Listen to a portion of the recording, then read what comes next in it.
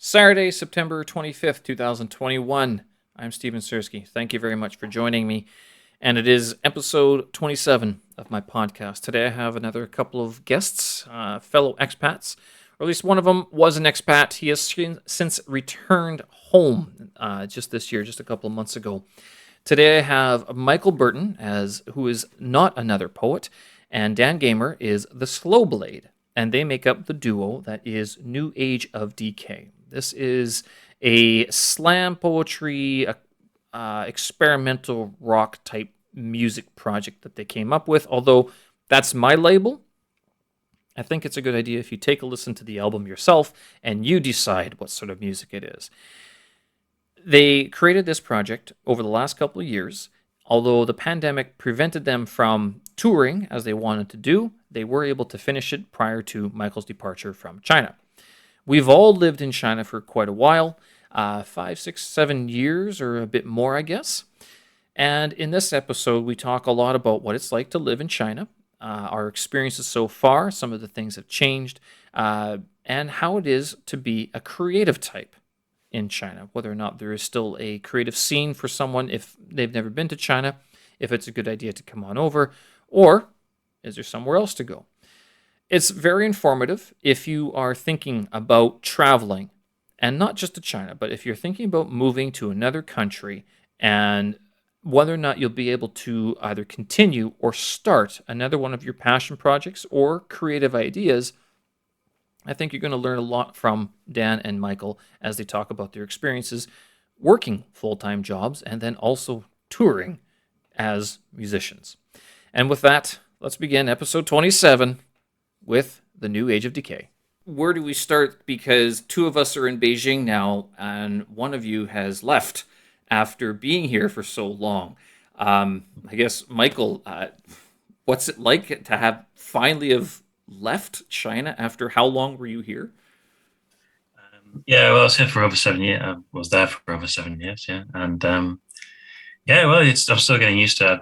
It's been 4 months now since I left, so yeah, it's still getting used to life back here again. Really, I'm still kind of in a transition as well, getting a new place set up and everything. But yeah, I mean, it's been good to see my family, obviously, and I'm in a very quiet part of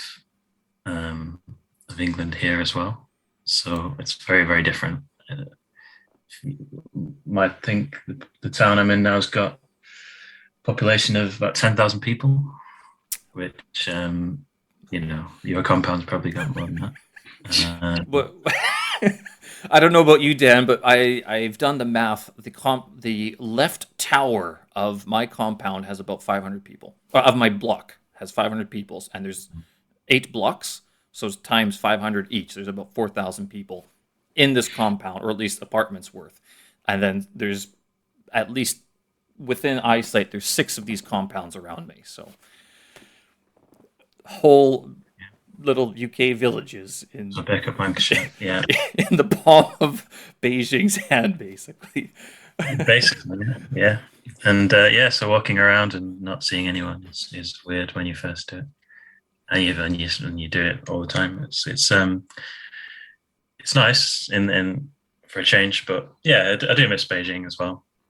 What do you miss about I Beijing? did Um, well, quite a lot, really. I mean, the sort of liveliness of the place. This just the daily things. Really, the food's great, obviously, and Really? obviously, I had a lot of friends there. The nightlife and the sort of I kind of got quite involved in the sort of writing and poetry scene as well, which so yeah, quite a lot. My old job, I used to kind of have an office of people that I used to meet every day, and now I'm sort of working from home, so that's also quite different. Oh, really? So you're like imprisoned almost. Shouldn't say imprisoned. You're locked down, even though you're not locked down. You're out of quarantine, but there's Forever, yeah. no actual quarantine going on anymore, right? No, there's no quarantine, but I'm not. There's no possibility really of me ever needing to set foot in North again. So as long as I have this job anyway. So Right. it's different. Yeah. So, but you did quarantine when you went back to the UK? Or you didn't Well, quarantine, yeah. 10 days of self-isolation. But yeah, it was. Okay. It wasn't in a hotel, but it was in. So you sort of finally got to live out the poem that you wrote about. Yeah, exactly. Yeah. 10 days more than 14, but yeah, it was. Yeah. Therefore, it's legit. Because otherwise, it's kind of that thing of like, exactly, like you're a gangster and you're rapping about living in the ghetto, but you live in the hills or something like that. But yeah, you couldn't even find the ghetto if you were paid to do it.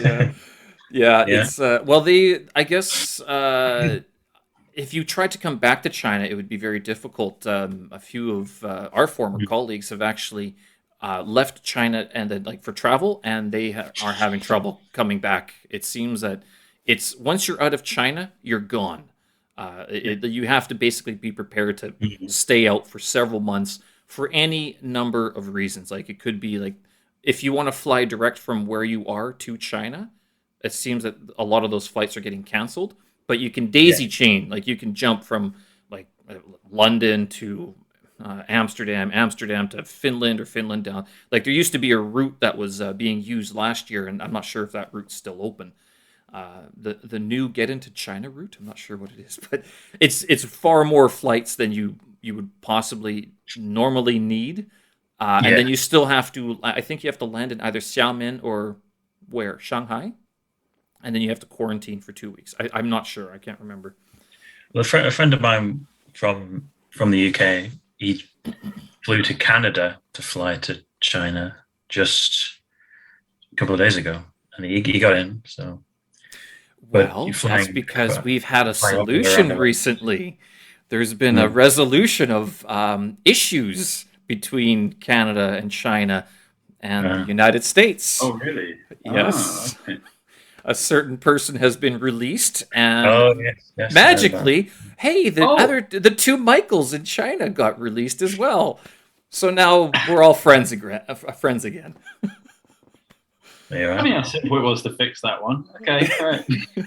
It's only been 3 years that it took to get that done, but there was some sort of decision passed last night, I guess, Friday night, this morning, Saturday, Beijing time. But yeah, so I imagine that flights between Vancouver and Beijing will slowly become a little bit more normalized. Hopefully, that's an easy one for me to get, but Canada still seems to be pockets of locking down and everything. I don't know.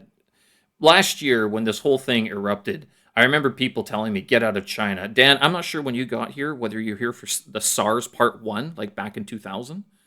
No, I was, Great. So people, I have some family in Vancouver, and they know some Chinese people who said, SARS 2000 or whatever it was terrible. Like they closed the universities, businesses closed, everything. So they were telling me, get out of China, and I'm like, I got nowhere else to go.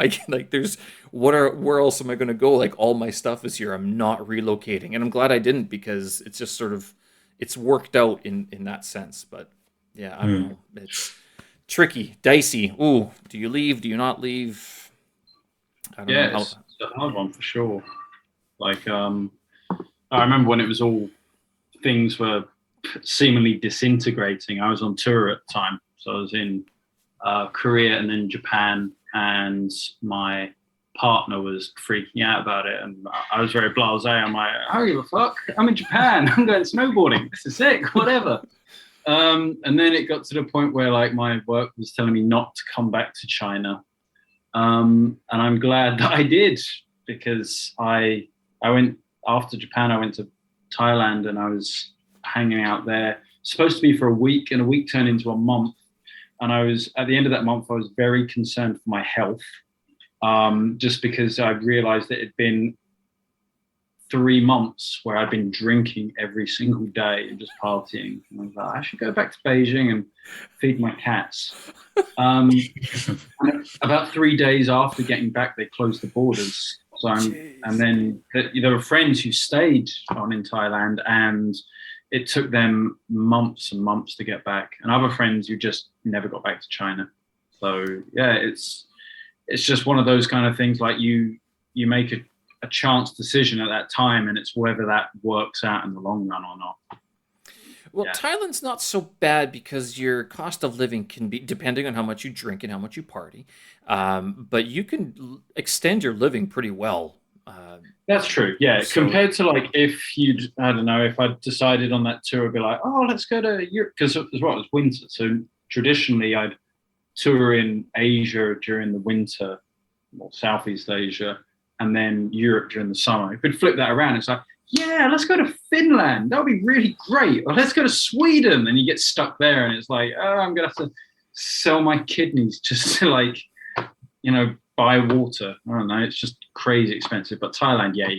And as long as you still have an income coming in. So another friend who works in international school, he was very lucky that his school kept him on the payroll. And, even though he was paying rent in 2 countries, Thai rent was exponentially cheaper. And the cost of living was way cheaper. No.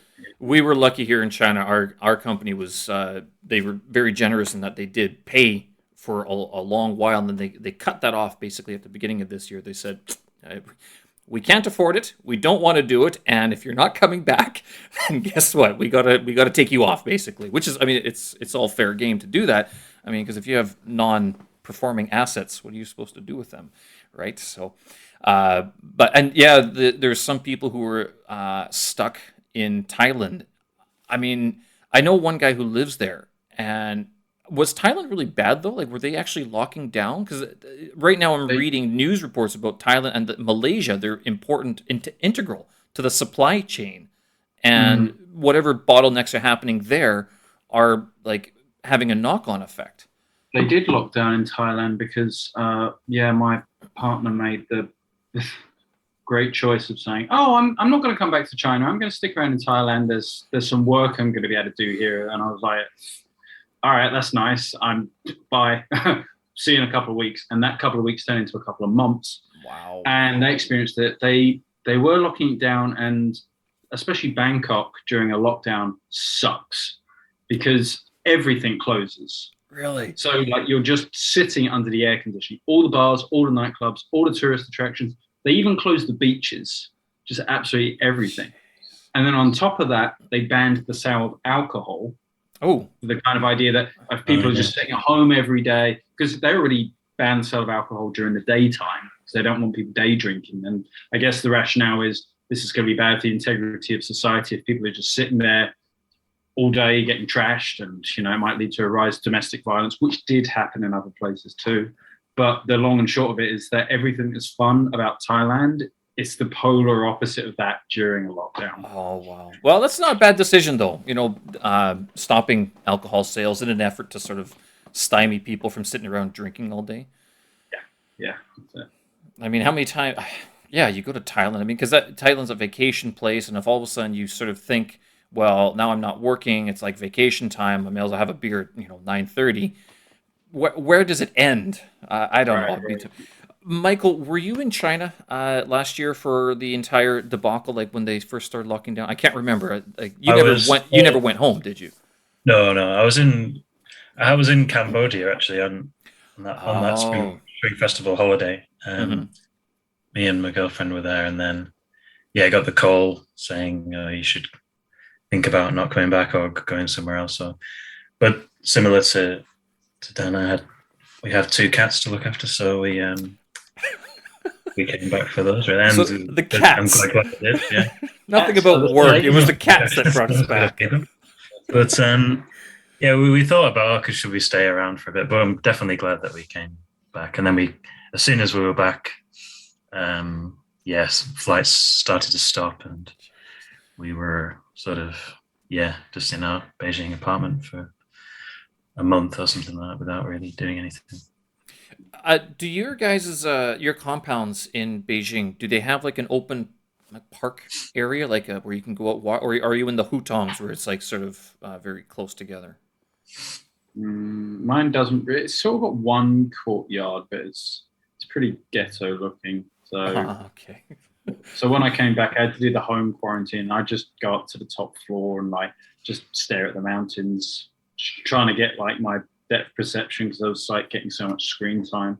I'd just walk up and down the stairs. I'd be like, oh, I'm going to walk 15 flights of stairs every day. Like, yeah. There's quite a lot of people on the rooftops, weren't there, walking around, I remember.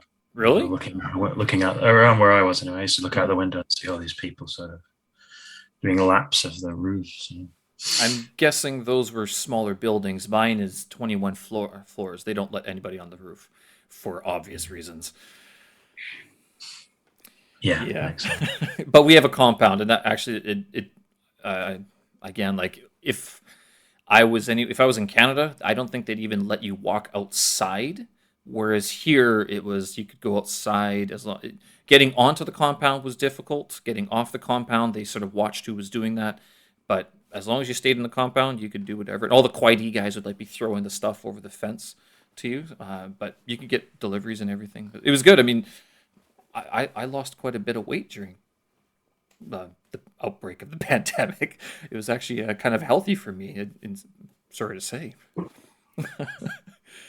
But it sounds like, I mean, Cambodia, the borders are open now with Cambodia, aren't they?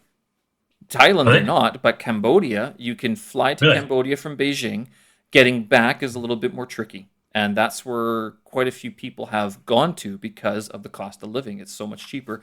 And since they are all working online, why would you stay in Beijing paying Beijing rent when you can do the same job in a cheaper country? Yeah, well, guess so. It's almost made me think about if I could pull it off, but it seems like that might not be might not be possible for me in my line of work. Yeah. Dan, you said you were touring. How often do you tour that? I mean, it was an issue that you were on tour and then you're like, hey, I better get back. Traditionally, I do between 2 long tours a year, and then some shorter ones, usually like October holiday, May holiday. So, and then maybe like if I put together some weekends. So I think 2019, I probably did, I forget, somewhere between 3 to 5 tours. I forget. Basically, every time I had, but 2019 was super busy because I was touring with 2 different bands as well. Since COVID, I was touring this summer, and then the outbreak, the Delta variant outbreak happened. So I had to cancel half the tour, but half empty, half full, because, I had friends who didn't even get to go on tour. So I was happy that I was able to get out and play 10 shows, and those shows went very well. Basically, aside from sitting around playing with tape loops and making weird techno and stuff like that, touring is my happy place. And objectively speaking, it shouldn't. And I know some people who absolutely hate touring because objectively speaking, it sucks. Unless you're like a really big deal, you're living out of a suitcase. In China, you're going to a train station every day, and in the age of COVID, being the only foreigner at a train station is all the fun. You're not really sleeping enough. You're probably not eating what you'd usually like to. I follow a vegan diet, so that can always be interesting traveling as well. You're not really doing laundry very often, and you could be going to play for a handful of people. You could be going to play for a packed club. So the money side of it, again, if you're not a big deal, you're probably not getting guaranteed money up front. It's just from ticket sales. So the whole thing, when you look at it objectively, you're like, oh my God, like why would anyone want to do that when you could just sit at home and play Nintendo or something like that?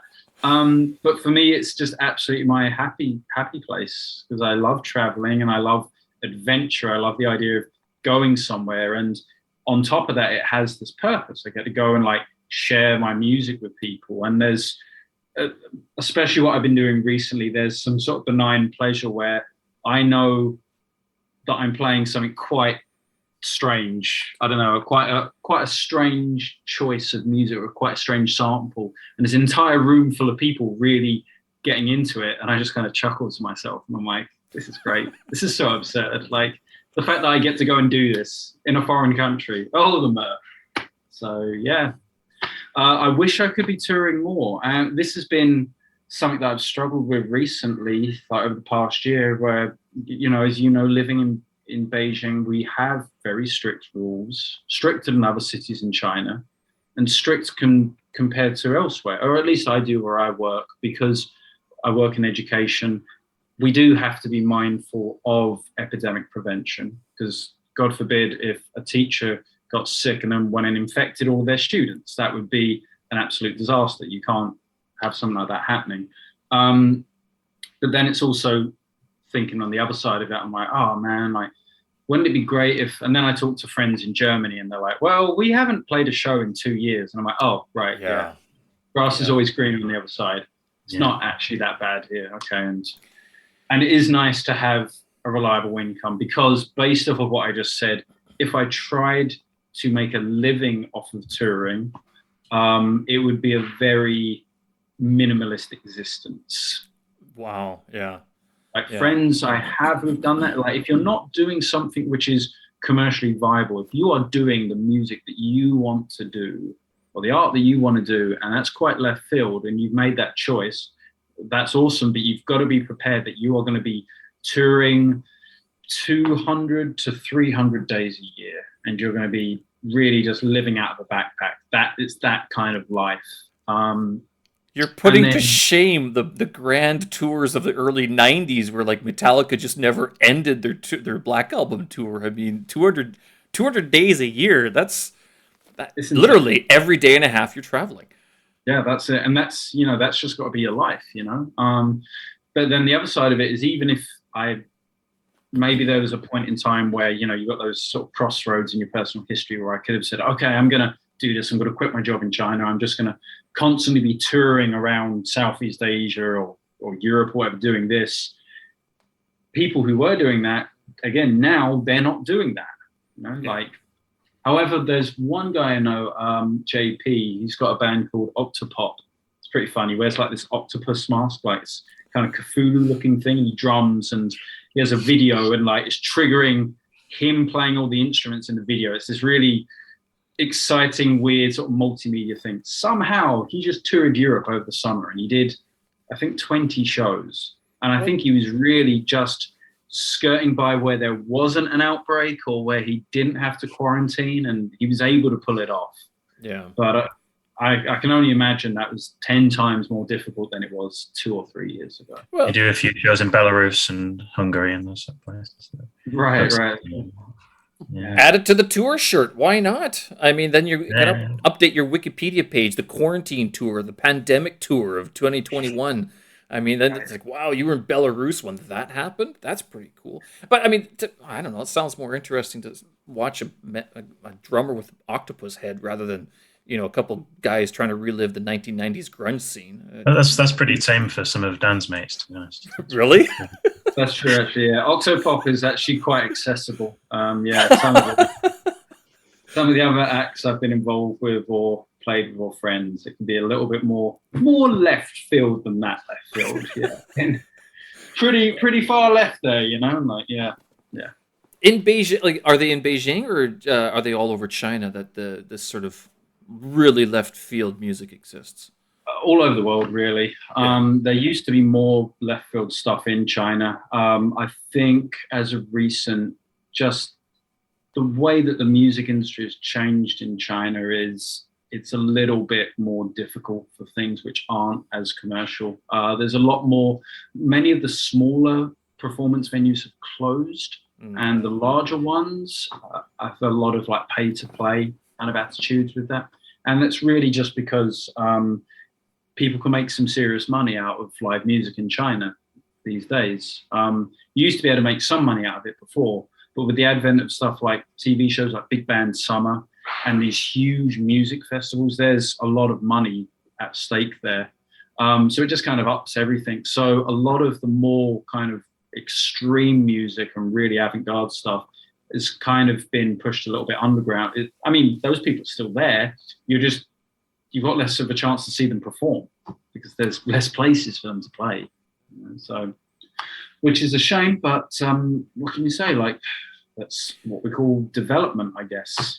But is that because of the pandemic, or is it because these smaller places, they're not as cash flow, able to generate as much cash flow. So that was already happening before the pandemic, and the pandemic has just exacerbated that. Yeah. Like if there was a venue that was already kind of just paying the bills from month to month, then having 6 months to a year where you didn't have any shows, that's just the death knell to these places. So yeah. So with all this tour talk, I mean, Dan's traveling all around China. I'm traveling every now and then. Michael, how do you feel about staying in your apartment all day? Yeah, are you able to get out at all? I mean, is the UK, like, are you able to take your train or bike to the next town? I don't know what goes on. No, it's actually, I mean, in terms of restrictions, they've all been lifted now. I mean, even though we're just sort of pretending that we don't have a pandemic anymore, even though we probably do. But is there live music anymore? Like, are people there is live music? Yeah, Yeah. I'm actually going to go to a gig next Wednesday in a place called Hebden Bridge, and my brother and one of his friends are going. That's the first one I've been to. Someone called Thomas Trow. I haven't heard much of him. My brother's a big fan. So yeah, things are starting. I've been to Manchester a few times and been out to bars and that kind of thing. Yeah, things are back to normal. Really. Yeah. Oh, cool. Yeah. A bit. I mean, you're going next week, whereas Dan's going tonight, and he just came home from one. I mean, the amount of the volume of shows that are going on. I think in Canada, I'm not sure if they've even.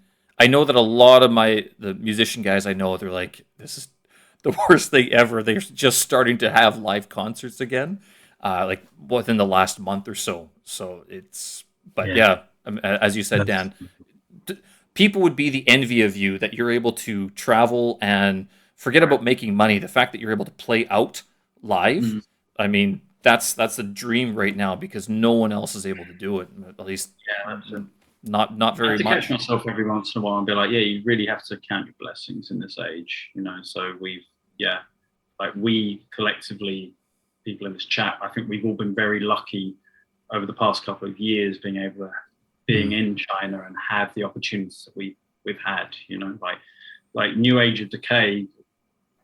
That band came out as a result of basically like post-lockdown Beijing. That was it. So I started doing slow blade. I'd had the idea for the slow blade for a minute, but it was actually my home quarantine where I was like, I need something to do to stop myself from going crazy. I'll record a bunch of songs. I'll finally do this project I've been thinking about. And then I got out of quarantine and I was like, I really want to play these songs. I don't know where to play. So I hit up Matt Byrne from Spittoon. He's like, maybe there's a collaboration we could do, and then puts me in touch with Michael, and that whole thing happens. We're able to go and do a load of gigs and stuff like that. That would have been a very different story if we had been in the UK, try and do the whole album over Zoom or something. Yeah. Maybe there's a new niche market developing for the Zoom bands. I'm not sure. I haven't tried. Yeah, but I think I was talking to another guy about this, and I was like, you'd have to have such good connection between them. Like, if there was any latency, it would just be terrible. But there were some big bands that were able to pull it off. They were doing live concerts on Zoom and things like that in separate rooms. I mean, I think I've lost my desire to play live. I just don't do it anymore. I used to years ago, but how you're talking about living out of a backpack, I mean, that was sort of when I started traveling. That's what I was doing, but I was never brave enough to be a musician and a backpacker. I mean, that's a whole new level already. Yeah, it takes it to the nth degree. That's for sure. Yeah. So, Michael, you're not another poet. I mean, so you guys make up this band, or is it an album? I don't know. Which one is it? Is it a band or is it an album? A project it's both, really. It's both. Yeah, I mean, we are New Age of Decay, but the album is also New Age of Decay, so self-titled, I suppose. So the first few gigs, it was just Not Another Poet and the Slow Blade. I think we always did it in that order.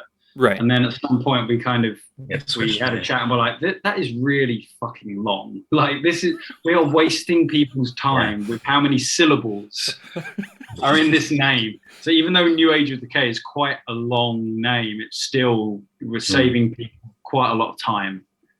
by just abbreviating. Yeah, we tried to get down to 4 syllables. That was what we were trying, but we ended up with 5.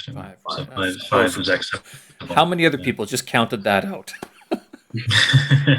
So where did the names, like, were you guys, are these your stage names from before, or like you were performing them and then all of a sudden like the magic of Spittoon brought you together, or how did the names come about? I hadn't used Not Another Poet much. I kind of had played around with the idea, and I was writing poetry in 2 sort of different personas, really. I was writing as Michael Burton, and then I was writing as Not Another Poet, which is sort of 2 different styles. So then I thought, well, I'll sort of separate them, and I'll pursue them both kind of differently. So but until I was on stage with Dan, I didn't really call myself Not Another Poet. How different are the styles between one persona and the other persona? Very different, yeah. I'd say that also, yeah. Not Another Poet, as you know, it's quite rhythmic, and it's musical, and it's very direct, and it's quite aggressive, maybe, or more aggressive than Michael Burton is, really. So it's kind of a different personality, really. Really, more than anything, yeah. And he's got a lot, he's got a lot to say, Not Another Poet, and he's got a lot of opinions about things, and does have a lot of direct about things. Whereas Michael Burton's a bit more thoughtful and gentle, gentle, defers to other people, rather than telling them how it is. Likes to wrap things up in metaphors and that kind of thing. Well, I can say that when I listened to the album after I got it, and I read through the lyrics, because I got your album and the latest Spittoon magazine very close to each other, and I one of the ideas I had was like I went to the cafe, and on Saturday morning I'm like, okay, I'm going to get through both of them, and so I read your stuff, and then I tried to go to the Spittoon stuff, which is more like Chinese literature and translation. I'm like, I can't do this. It's too much of a jump. Like, I've just been hit in the face with this new Age of Decay stuff, all of which I identified with, or at least most of it, because most of the songs are in some way, as far as I can tell, about being an expat in a foreign country. And then like Spittoon's a bit more fiction based, and like Chinese authors, exercising their writing hand. So yeah, did you mean to create such lyrics that were pointed and under a different name that you could sort of disassociate yourself from should things not be couth or something like that, or was it sort of just unintentional? It helped to give it another name to then so then you don't have to worry about being associated with it, as you say, directly. That's true. So some of them I wrote quite a long time ago, when I didn't, before I'd come up with the name Not Another Poet, or I thought the concept of it. So like Evergreen Everteens for Blame, for example, I wrote quite a long time ago. So but the newer ones, for sure, I was kind of set in that kind of voice of Not Another Poet. So once I found that sort of, so they're all hopefully seem like the same person who's talking to you, So it definitely helped to have that, and now I can continue with it. I can kind of flick back into that mindset, and then you can kind of write under that attitude, I suppose. Yeah. So because when I read them, I mean, it seemed like is it 12 tracks or about thereabouts? I mean, are they all basically about your life here in Beijing, or were they about other things that had transpired elsewhere? I wouldn't say that. There's a couple about there's a few about life in Beijing, but like the ones about Evergreen Everteens, for example, is just about or our generation, or the millennials. Millennials, yeah. Which I think now we are being called geriatric millennials. Dan, I don't know how old you are, but there's been a new hashtag. I'm a geriatric. I feel geriatric. And the younger ones are saying that. It's like, yeah, you're geriatric. You're the old millennial. So right, because they can't refer to us as boomers. Nope. Okay, so we're geriatric millennials. We don't have as much money as the boomers. Jerry's, I like that. Jerry's. Well, right, to be honest, I wasn't when I wrote the one about the Generation Z. I actually thought I was in Generation Z. Right. I didn't even know the difference between millennials and Zs. I didn't really look into it, and I just kind of heard these buzzwords. So I probably shouldn't write about Generation Z. Oh yeah, right. Because that always felt like that as well. Just the fact that it was evergreen, never teens into the Zs. It felt like it was we're talking about ourselves, or you're talking about us. But now that I look at it that way, it does sort of look like you're just pointing your finger at people from the 90s, being like, "You pricks." Look at you. No, I thought you were talking about us. I thought you were talking about us and how we grew up in our sort of, and we feel so entitled about what we got and everything, and yet then there's the older generation, the boomers, who are like don't understand. Although we have so much going for us, there's other problems that have been associated with it. The example that I sort of think of most is like we have been able to travel quite a bit. Like our generation, if you ever chose to travel, you could go very far, very cheap for a very long time, whereas the older generation couldn't do that.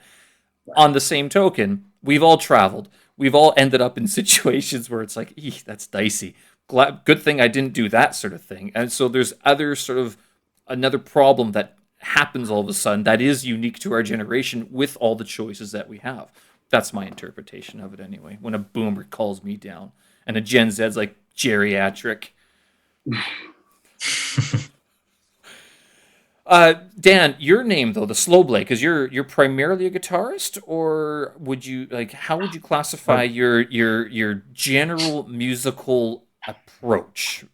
Jack of all trades, I think. Right on. The guitar is not actually my first instrument. The harmonica is. There you go, classic. Me trying to play the harmonica on the album. But no, mainly with guitar. My best friend back in the UK once told me that I'm not a guitarist. I'm not a musician. He's like, you're an artist, and I'm like, okay. So it's very sweet of him to say that. So I think what he meant, and I think that's a pretty accurate description of how I approach it. It's just I've got these ideas or influences or some kind of theme in my head, and it's whatever tool helps to get that out there. So as well as playing the guitar or bass, sometimes singing or harmonica or other things like that, also using electronic music production, like using software like Ableton Live, using Nintendo Game Boys, using tape loops and tape manipulation like I was talking about earlier. These are all just different methods that I sort of approach. So it's really whatever I feel inspired to go towards. But that being said, playing guitar is still a lot of fun. And I think that was it's something I grew up with. And it's something as well that for the band, for a live dynamic, it's not that exciting to watch someone stand in front of a MacBook pressing spacebar. You know, there's a couple of bands that pull that off, like maybe like the Pet Shop Boys or something. But even then, he's standing behind a keyboard, you know. And then like other bands, like like Selford Mods, doesn't he stand behind a MacBook or something? Like for me, I'm just like, what? People are gonna think I'm like checking my emails. This looks shit. Where if I've got a guitar and I can just like thrash around it and like throw it against the wall or like try and play a solo and it might be in key or something like that. And it's that sort of added chaos as well. One of the ideas I had to do for like what you're talking about, like you're just sitting behind a MacBook. I've always wanted to have a drum sort of percussion setup, but then have everything pre-recorded and then just have like the show element and then the music element. And you would get both when you go to the live show. But then if you just had the album, you'd only get the music. And if you really saw the video, you'd only see the video sort of thing. But you put them together, it's like, wait a minute, he's not playing that. But he's putting on a show as if he's playing that, but the music and the visual aren't matching up. So would you actually be playing hitting the drums or just like air drumming? I would actually have like a physical drum kit because come on, you got to play the part a little bit. And the idea would you still be hitting the pieces or just like? The idea would be to move in and out of that, like to throw people off and say, okay, that part was connected, but then that part wasn't. So which part is constructed? Which part is triggered? Which part, that would actually be really cool. because as well, then you get into, I always say this one, Euclidean rhythms, where it's like things are in time, but then they phase out of time and then come back in. That would actually be hard. That sounds hard. You know, I would like that. I know some of my other musical friends would sit there and be like, "Oh man, did you hear how it changed there? That was really cool. It's in like 7/8, and then it went back in 4/4." But yeah. I could also imagine that happening on patio shays on a Wednesday night. People being like, "What the fuck is this? We wanted someone to play Oasis covers." Yeah. Oh, yeah. Exactly. They're not playing Oasis covers, so it's like, oh, well, then you suck. It's like, well, it's a different style. The only other thing I would add to it is like triggering videos, sort of like, so you have like the music, like you're playing the drum pads, and then triggers Let's go back to Octopop. That's what he has, where he's like drum triggering, and that's awesome. You know, I've played with that before. In the past of like having live visuals which are triggered by certain sounds and things, and it's a lot of fun, but it also requires bringing even more stuff to the show.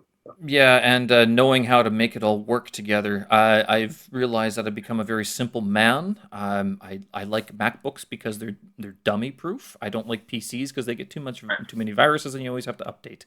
Right. MacBooks, nice and simple. Programs work, no problems. Sure.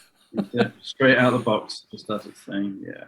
So how did you guys marry the sound? Like Dan, you said you came up with this music prior to being joined, like creatively joined with Michael, or like how did this sort of come together? Some of it. I mean, so the first gig that we had, or the first couple of gigs, it was basically like slow blade songs or ideas, and then kind of trying to fit them around Michael's lyrics, or a little bit the other way around. And that was, but also that time I wasn't using computers in the slow blade. I wanted to do everything with live looping. So it sounded pretty rough, as I remember. People seemed to like it. I remember, I think it was our first gig? And like my guitar was completely out of tune, and our friend Dan Gaymer from the Ravages was like, "I love out-of-tune guitars. That sounded terrible. It was great." And I'm like, "Oh yeah, I was definitely going for that. Thanks, man." There's certainly one of the tunes we did, it kind of went all wrong, but everyone seemed to like it. Yeah, they that was their favorite one. They just enjoyed the chaos, I think. So some of it was already, I think the one that stuck the same all the way through, if I'm not mistaken, was This City. And that was like the same riff, which, I mean, I didn't really write that. It's like an R.L. Burnside riff that I just sort of like recycled and reworked, whatever like that. So I think it was when I actually started like sitting down and like reading Michael's lyrics and listening to it. And it was also based off a conversation we'd had about influences, John Cooper Clarke being a huge one. And that made me think about the Factory Records bands, and it made me think about the Buzzcocks, and it made me think about Joy Division and and then a little bit of like the early Cure and stuff like that. And then I started going away and working with some music there, and it was kind of a place that I found where an area of music that I really adore, because I love all of the bands I just mentioned, but I'd never actually been in a project like that. So that was really fun that I was able to sort of express these musical ideas where it's kind of like dark, but there's also some kind of irony in there and a lot of interesting guitar textures. So yeah, so then I think it was initially, if memory serves, it was a bit more sort of like bending Not Another Poet to the slow blade. And then it sort of changed where I actually started creating sonic textures that more fit Not Another Poet. Michael, does that sound right, or am I just making things up in my head?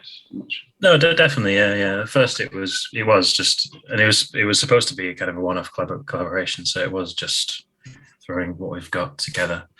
But then, yeah, definitely, it changed so much over time. All the things we did, and we started off with about 5, and then from the newer ones, it was a lot more. I mean, we were kind of making them together, sort of thing. I was writing them for what we'd done, and you were doing the same. So, like the year when it all collapsed and quarantine was a different process altogether. It wasn't just coming up with one; it was kind of both doing it together. So. The year that all collapsed, was that last year, 2020, or was there another year that everything collapsed? It was that year, really. Yeah. So yeah, it's sort of pretending that you kind of the end of the world when it really collapsed, but it did basically collapse, didn't it? Yeah. A lot of things did not go right for a lot of people last year. Yeah, I can see.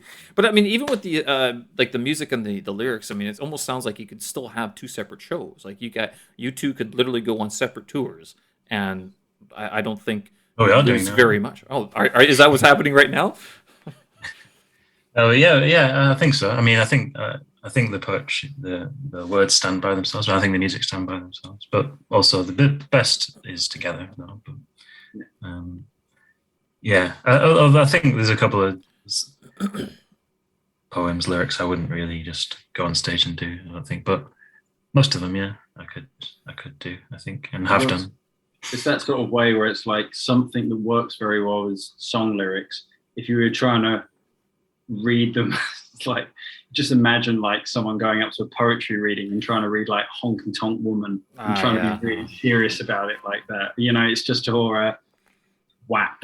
Like, not really going to work in the same way. You know, like it's definitely context specific, and sometimes it works the same way with music, especially if it's something where it's like quite a repetitive piece of music. Because when you're working with something with lyrics, I've always been of the approach in that case that the song, you've got to serve the song and the music should support the lyrics. So you don't want anything, too many changes.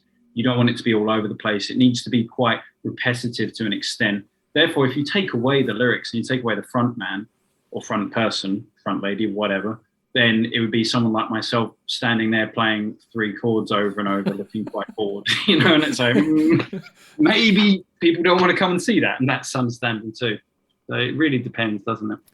I was wondering though, because the stuff that, like the music that you've used for this album, and your other material as well, a lot of it seems like you could actually build that. Like if you were to do a live performance of your only the tunes, you could build that over time, and that would be the process of the live show, and then you just sort of fade it out, kind of like GarageBand on steroids, sort of thing, where you're able to layer things and then sort of take them away, and sounds really good. Just that whole idea of creation, right? Of not just pressing play on like the final track, right? Of give the audience something to think about as you're getting into it, sort of thing. Right. Yeah. There's still a lot of scope there. Well, even though, and you know, that's another side. Even though Michael is very far away physically now, the project still is, you know, it's an ongoing project. We haven't actually figured out how we're gonna keep it ongoing. I don't know if we're going to do some Zoom gigs or something like that, like we were just describing. Well, wouldn't this be a great Zoom collaboration? You got you live playing in Beijing, and then the face, the man on the screen from, you know, broadcasting somewhere over there, sort of thing.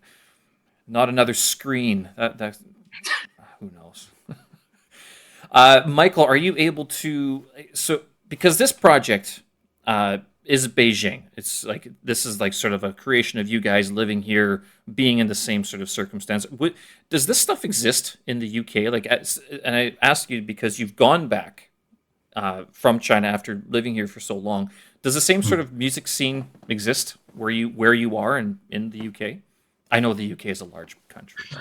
Well, I'm fairly close, and I'm moving closer to Manchester, and Manchester has a famous music scene. I don't really I haven't got into the scene as much as I would hope because I'm still a little bit isolated. But when I get my new place, I'll be a bit closer. And I'd hope so. I mean, the bands we just mentioned that we both liked are all basically all from the Manchester scene, and John Cooper Clarke is a Manchester poet. So yeah, I'm trying to work out what it's like at the moment.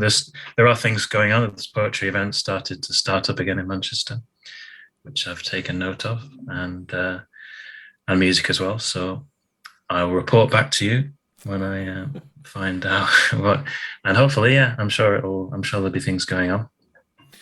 And does anything else like this exist in Beijing? Was there anything like this prior to you guys having this idea, or is this like, was there a Chinese version of the new Age of Decay, or? Well, I mean, Poetry X Music, who we play with a lot. Yeah, they were before us. They're Anthony Tao, is a Beijing-based poet, and he's taken over from Matt and Daniel as the head of Spittoon in Beijing. They were the sort of trailblazers in Beijing doing it, poetry and music collaboration. We always said we were like the evil version of Poetry Exchange. Yeah. Like, they got these like really nice classical guitar melodies, and you just got these two drunkards dressed in black talking about the end of the world. There was some screaming feedback. I can think of a couple of Chinese acts.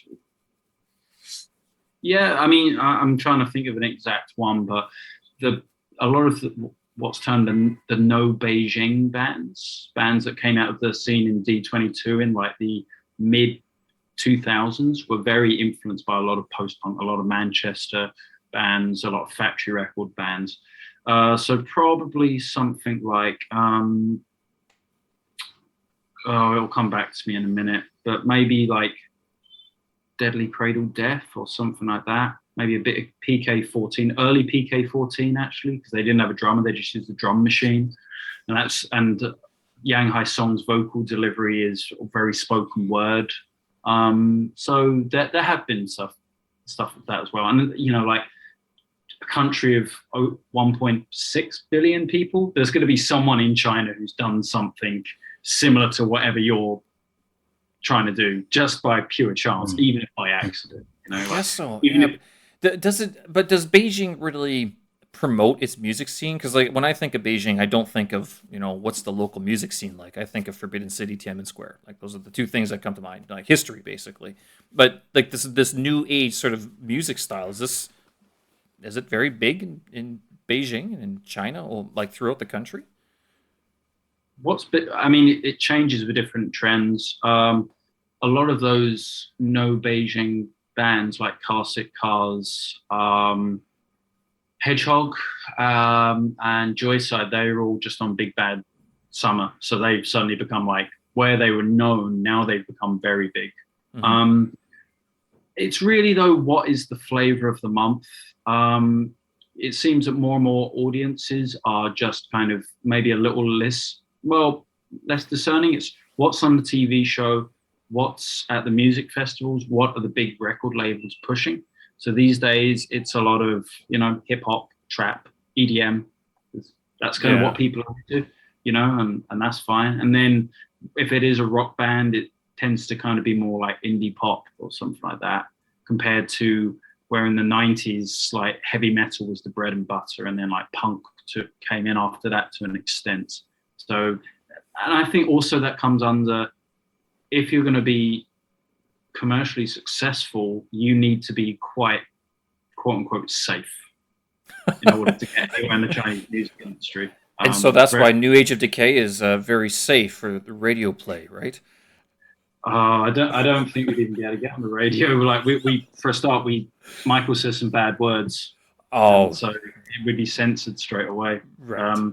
When the album is submitted for digital distribution, which is hopefully soon, we're waiting on one more music video before we submit it. I'm interested if we can get all of the tracks on Chinese streaming sites. That will be an interesting one to see, because usually if you say any bad words, they won't that one. So. Could you do a radio edit? Isn't that the popular thing? Could do. That would be pretty funny. I just kind of like remember like as a kid you do that instead of like beeping it out. Just I don't know. Maybe I can like record my cats meowing or something. You just put some cat meows in there, something like that. Isn't that they used to just blank the word like it? And that always fascinated me as a kid. I was always like, oh my god, how did they blank the word when the music's still going? Even though it's like the original version has like all these swear words. And then I realized later they just redo the stems. I mean, they spin out another version. Great idea. And the DJ has to sit there and just hit pause or like bring down the fader really quickly. Are you guys like in general? So as musicians, I mean, I think we all have day jobs. But Dan, it sounds like you're on the road a lot. I mean, is it a viable life to be able to live and travel as a musician, either like in China?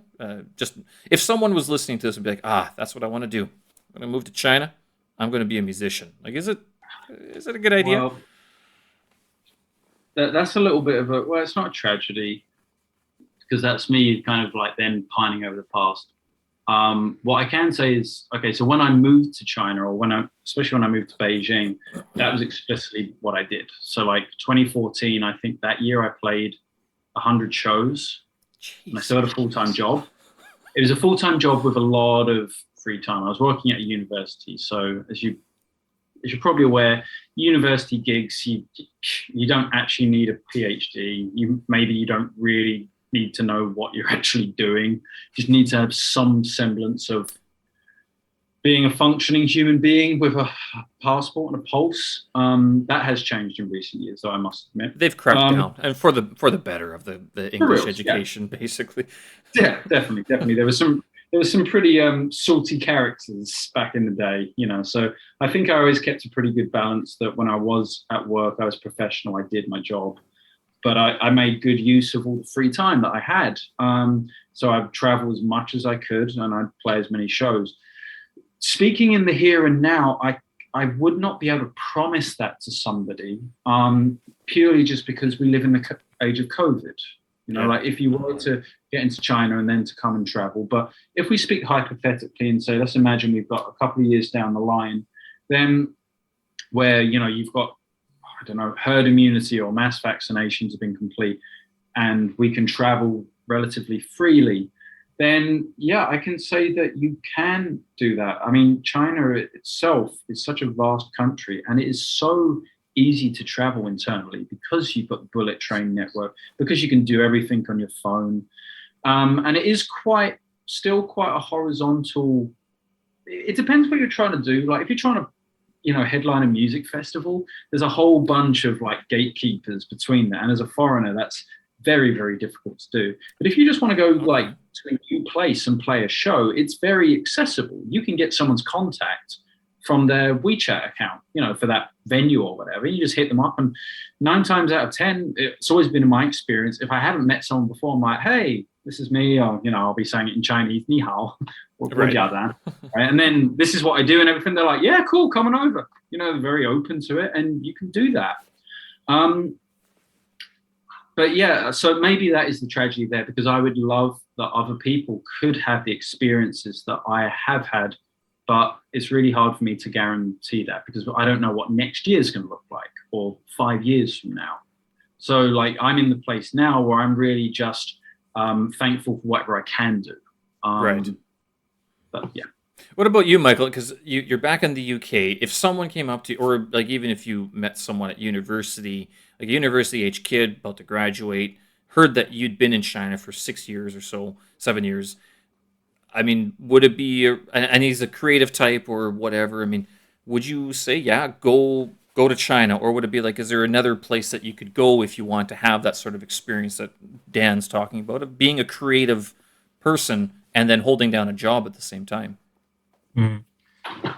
It's probably difficult to think of somewhere better. I mean, I don't know. I mean, I have lived in other countries, but I lived in China a lot longer than others, and yeah, like there's something about China, isn't there, that you can just there's so much going on, and there's so many opportunities for everybody. I think I gathered, and I probably think that I probably should have made more opportunity early on. I was there for 7 years. I didn't really do very much creatively until the last 2 years at most. So really, well, yeah, just kind of in. I mean, I was writing, but I wasn't really performing. But for sure, I mean, I would recommend it. I'd recommend it to anyone, really. But yeah, creatively. I mean, if you want to become a successful poet, it's very difficult. Anywhere in the world, and yeah. And if you're going to go around reading English language poetry in China, then perhaps it's not the best place to do it. But in terms of in music, I think it's probably a different ball game. I guess there really is probably more opportunities in China than there is in the UK, really. Right. It depends. No way. As well, for someone starting out and wanting to just play. Yeah. I mean, I always say it's like, if you've whatever your art is, if you want to get good at it, like do it. Go and do it a lot. and touring or doing a lot of gigs or, going to a lot of poetry nights and things like that. That's how you refine your craft. You need that sort of uptake of it. It was interesting. I was just earlier listening to a podcast from this University of Pennsylvania psychologist talking about her definition of talent. And it was basically sort of like the frequency that you get better at something and like how rapid that process is. Which is a great definition because it dispels this whole idea that people are just born with this innate ability. It's like, okay, you might be born that you are more predisposed to something, but no one is born and they just instantly a virtuoso at whatever it is that they're doing. They still have to put in the sweat. You still have to do it.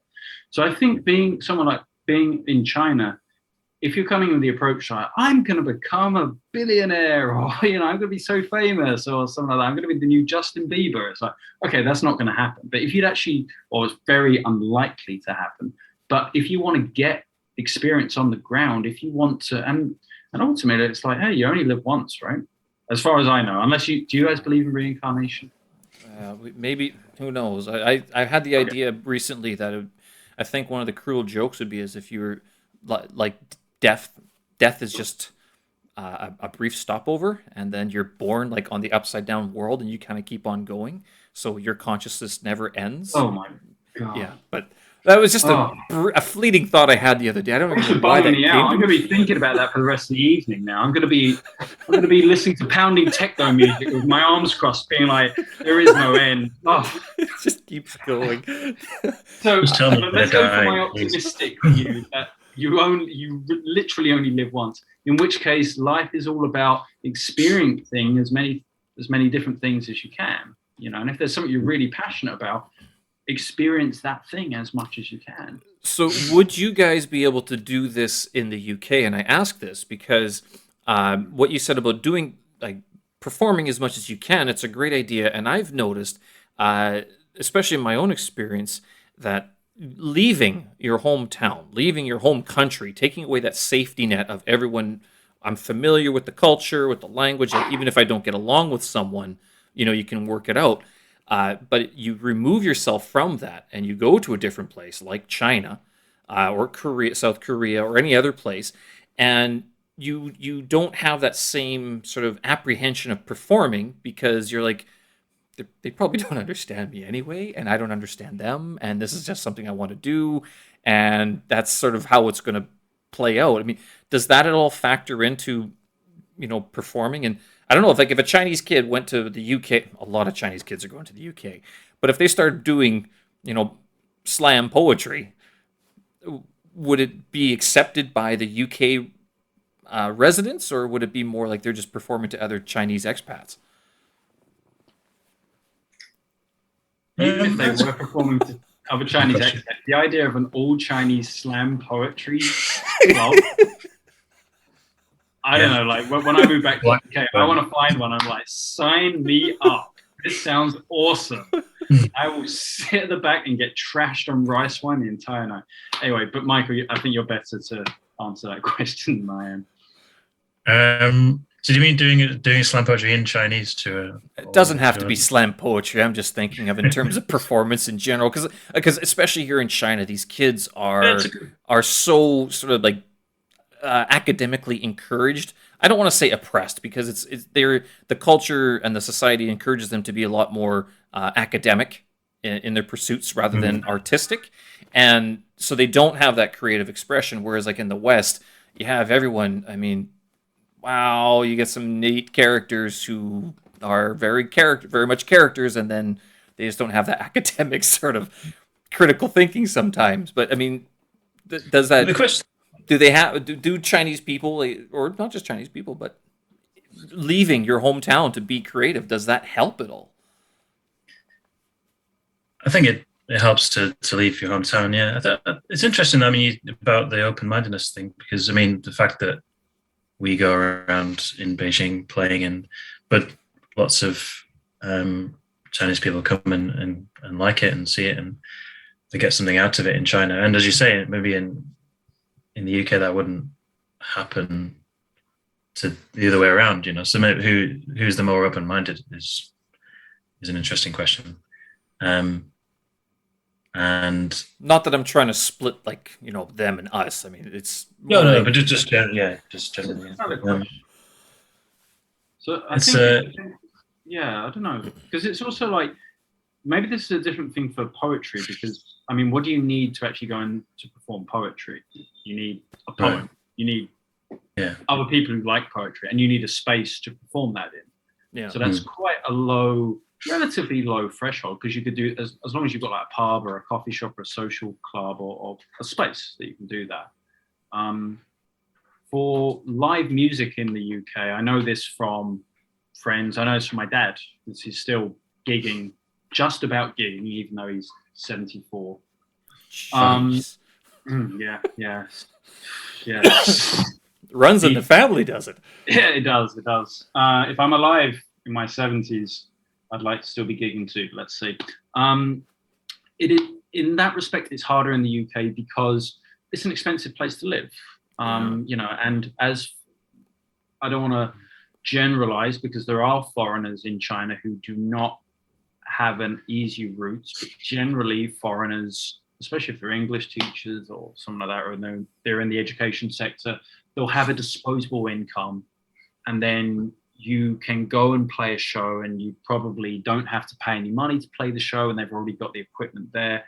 That's a different case in the UK. You're going to have less of a disposable income.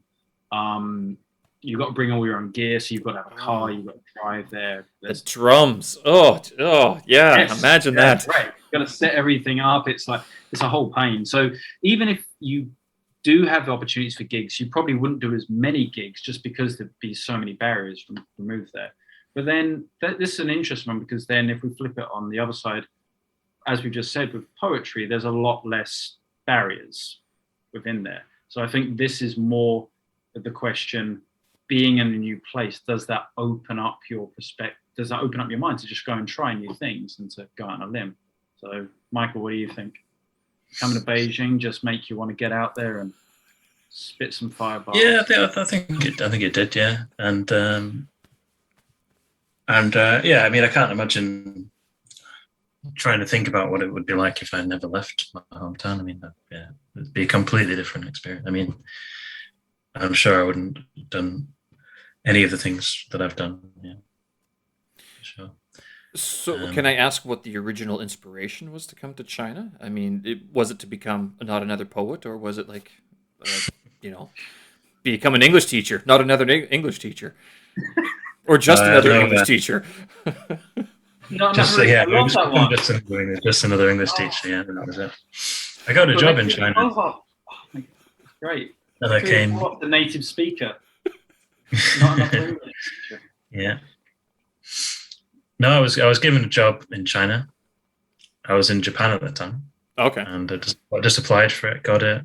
Thought, yeah. I mean, that's what my life was like then. I just kind of did a year here, a year there, doing English teaching, and so it was just going to be another year of my TEFL life. But yeah, it turned out to be much more than that. 7 years later, that's a full marriage cycle. I mean, that's the first 7 years, isn't it? And then divorced is it can happen. Yeah, even more than a celebrity marriage as well. There you go. How many other countries have you lived in then? Lived in Hungary and Qatar and Japan for a bit. And China. Yeah, that's 4. China. Holy shit! That's 1 year each, but China was the longest. Yeah. Well, Japan was a bit shorter actually, but yeah, basically a year each between that and then China. Yeah. So yeah, it was Hungary first, and then you kept on hopping east or west. Never. Basically, yeah, yeah. I did Hungary first, but I mean, if you live in Hungary, it's great. Live in Budapest, beautiful city, but I was getting very, next to no money really. So I thought, I might do something. And then my boss from Hungary started a company in Qatar. Okay. So he was like, come and do this. But it wasn't Qatar, a bit young for Qatar, really. I mean, you shouldn't go as a 23-year-old Doesn't so much of a party scene, does it? No, it's a bit boring. Then went to Japan for a bit and then to China. Yeah, so. Well, that must have been a huge jump from Qatar to Japan. I mean, you go from a reserved country to a very not reserved country. Reserved in different ways. It was a good, yes, reserved in different ways. That's true. Yeah, reawoken. But maybe that's kind of what, sort of the thinking how great being this in East Asia and there's so much going on. It's from Qatar, yeah. So when did you finally come over to China? Was that 2014, 2013? When was that? Yeah, 2013, I think. Okay. So 2014. Early 2014. China was like still kind of beginning. Well, it was that's when I came over too, 2014, I think it was, around there. And I just came because I got offered a job. I was like, all right, sure. I'll go wherever the money is. I was thinking about going back to South Korea. I also thought about Japan, but Japan didn't want me, or at least the company that I was applying for didn't want me. And it was harder. Japan has more restrictions now to get in, whereas China was just a lot easier. Yeah. But the whole Qatar, I've always said that the Middle East is like your nursing home for ESL teachers. It's where they go to retire. I mean, you've done your sort of partying in Thailand for 16 years. You've done the backpacking thing. You have girlfriends all over the place. And you're like, nope, that's it. Just one. We're getting married and that's it. We're done. We're moving to the Middle East. That's it. That's our retirement plan. I don't know. Maybe I'm wrong. Yeah, basically, I think that's pretty accurate. Yeah, I didn't. If I knew that one else before I went. So, yeah. Everyone just sort of goes there with the mindset of like, I'm going to save a load of money. No one's like, it's going to be like such a vibrant social life and everything like that. I just love going to hotel brunches. It's going to be great, Yeah. Well, I was fortunate when I first this was 15 years ago. Before I even thought about traveling, I met another guy who had relocated to either Saudi Arabia or Singapore at that time. And I asked him, like, so what's it like? And he's like, well, if you like to make your own alcohol out of your bathtub, yeah, come on over. If you don't, and you like to drink, then maybe you shouldn't be here. Well, at least he was very honest about it. Dan, have you been to any other country? Like, have you lived in any other country? You've toured to all of them, but have you lived in any other place? So I lived before China. I lived in South Korea. Okay. So after I graduated from my bachelor's degree, 3 weeks later I landed in South Korea. My first full-time job, apart from being a cleaner, was being an ESL teacher in a training school. And I was in Korea for 3 years. In the end, I was never deported. I was politely asked to leave and reapply for a work visa, which I was then not given. Ouch. So kind of on the other hand of it, where Qatar is not the best place to be in your early 20s, Korea is an awesome place to be in your early 20s, and especially at that time, because Seoul, the live music scene and the art scene was really vibrant. I was just very young and stupid and arrogant. But it was, I learned a lot in that time. I wasn't playing music as much, at least for the first couple of years. I was more writing.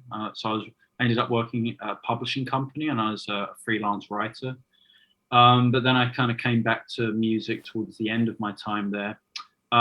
So for various reasons, which I won't go into, was asked to leave South Korea. But again, I was not deported. That's a key thing. I was able to go back as many times as I wanted. So I went back to the UK and briefly considered staying there. But I just found everything felt quite slow. Yeah. And I agree. I missed the lifestyle so much, where I was like, every day I was going skateboarding and I was drinking with my friends or getting a train up to London, because my parents live in the suburbs outside of London. So going up and like partying all night and going to gigs and stuff. And I was like, this is great, but it didn't really feel it was building towards anything. So I looked at a couple of different places and I did try and go back to Korea, as I mentioned.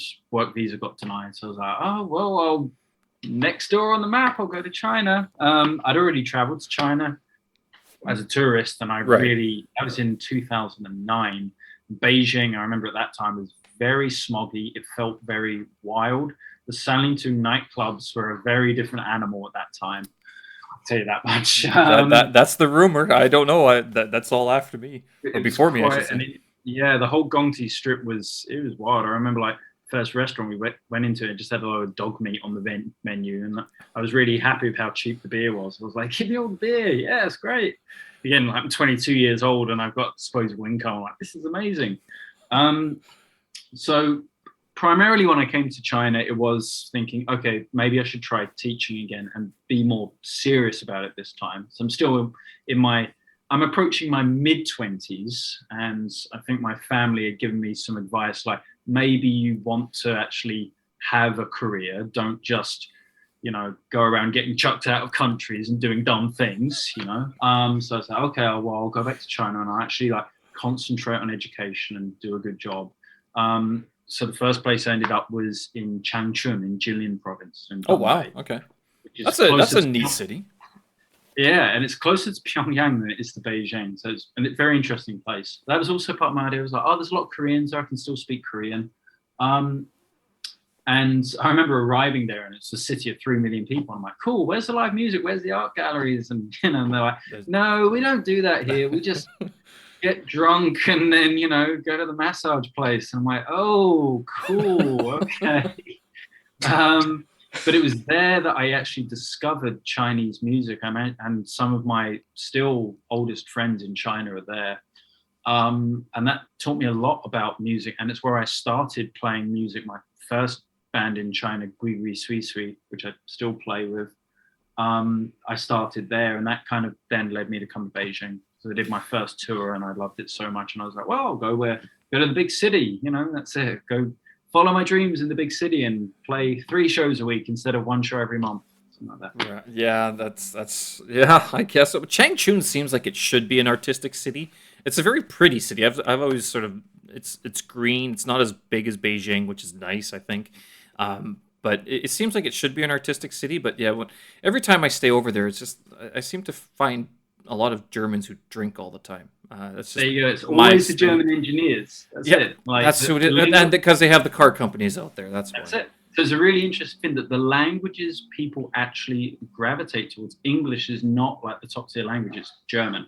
Because if you can get in with the German car manufacturers, they're the guys with the money because they're on German salaries in Changchun. So they're crazy rich in comparison. I was there earlier in the year. I went to do a live techno set there, and it has developed somewhat. There's a scene there enough where people were interested to come and see someone like myself, which is basically like a middle-aged white guy, play some tapes over some techno music he'd made and talk about long cats. And people were into that. And I'm like, okay, well, 10 years ago, people would not have cared about this or had any interest, so it's definitely developed in its own ways. But people shouting for craft work. Well, that's right. Yeah, people shouting for you do craft work. Yeah, before it used to be they'd be shouting for Hotel California. Shout like, play Das Model, and I'm like, all right, only because you asked nicely. Michael, were you ever able to tour and travel as a musician while you were in China? Because we've had colleagues who've done that. Have you been able to replicate that experience? No, I think because my musician, if you want to call it that, I was only a few, it's a very short period of time, and we were kind of concentrated on getting the album recorded and that kind of thing. I think we were talking about in the summer. But obviously I left, but I know other bands were talking about doing something this summer. So, but no, I would have really loved that experience. Yeah, unfortunately, didn't get to do that. I don't know, Dan. I as much as I kind of don't want to do it, I would almost say like living out of a backpack, being a touring musician it has a certain draw to it. But yeah, it does require a different sort of mentality and. Because I know, like the work that I've done before, where trying to pair something together with a work trip. There's one guy like Steve Black. He was on my podcast. I know Steve. Yeah. So I know. I don't know him personally, but I know of him, and he was. From what I understand, he was able to like marry those two worlds together. All the time, the guy was just moving. I don't know how he did it. He has such, and he's up there in the age. So I mean, being able to do that though, I don't know. It seems like a very, very tough time. I bring my drone with me sometimes in China, and that's enough. Bringing a guitar, I don't know which is worse, a guitar or a drone. I think they actually don't like drones more. They'd actually prefer you have a guitar. I think so, actually. Yeah, they're pretty anti-drones. They're like, wait, where are you going to be flying this? Are you going to be recording things? Yeah. Well, I still get some good shots every now and then. Michael, can I ask you what sort of led you to leave the country? I mean, because you've been here for 6 or 7 years already. I mean, you'd established yourself and decently. You live primarily in Beijing, I believe, right? So, like, what sort of made you move? Yeah, it's a good question. It's a question I'm still grappling with as well. I applied for a job out of interest, really, in the UK. And not thinking I'd get it, and I got it. And then, oops, I gotta go. but I didn't have to take it. And I kind of I weighed it up in my mind, and they said I could, if I took it, they could allow me to have like 6 months sort of grace period, like before it starts, because of the pandemic. Right. And all things considered, I mean, I took it, but it was a big balancing act. I mean, very difficult decision. But I thought, for me, it did take a toll on me, the fact that I couldn't see my family. I didn't really miss the UK that much as a country, but didn't miss the food, that's for sure. But I did miss my family, obviously, and the fact that I couldn't see them, they did kind of weigh quite heavily on me. Because I was someone who did kind of go home every year. I know a lot of people in Beijing don't insist on doing that. And some years I went back twice. So I was always someone who wanted to stay connected with my family. I've got quite a big family. And so I kind of thought, well, if I wait another year or two just to see them for a week or two, it doesn't feel enough, I think we need a bit of a reconnection. So that was the big thing. So it was family. I mean, the job was just sort of an enabler. It's the job kind of as well. I mean, yeah. But yeah, the family was the big thing. So I'm still kind of open to. I don't think. I mean, if everyone, when you're our age and you kind of come back to your home country, everyone thinks you're kind of, that's you for the rest of your life, sort of thing, right? But yes, you settle down and all that. But I don't really feel that way. I mean, I'm still very much open to.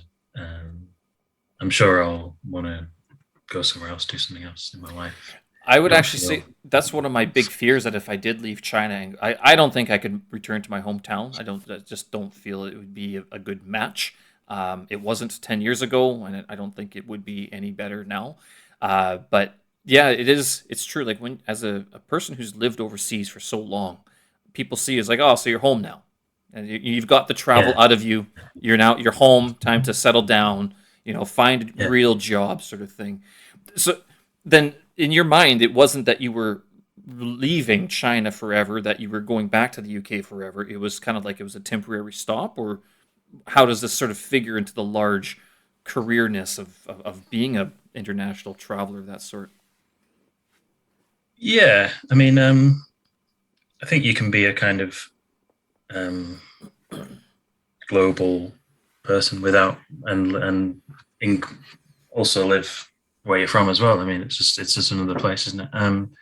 And yeah, it fits. It's not the end. Yeah, it's not the be all and end all. I'm not here to get married and have kids and get a mortgage and all this stuff. I'm sure it's not the end of the journey. Yeah. And I had been away 7 years in Beijing, but also really 11 years in total. So it's almost like a foreign country to me now anyway. It's certainly foreign to me to be an adult in the UK. I've never been an adult living in the UK. Really, don't count university as being an adult. So you can't. As much as you'd like to, you can't count it. It's a no. yeah. Any boomer would point that out. Be like, nah, that doesn't count. 4 years of that's just you're just dicking around in classroom. Yeah. So it is quite new in that sense, and yeah. So, but sure. I mean, I'm also open to China again. I mean, I love China and spent great years there. So why not in the future? Would it be China again, or would you choose somewhere else? Like, is there some other country you're like, hey, why not check that out instead? Possibly another country. Yeah, possibly. I think, but yeah, very, very much open. We'll have to see.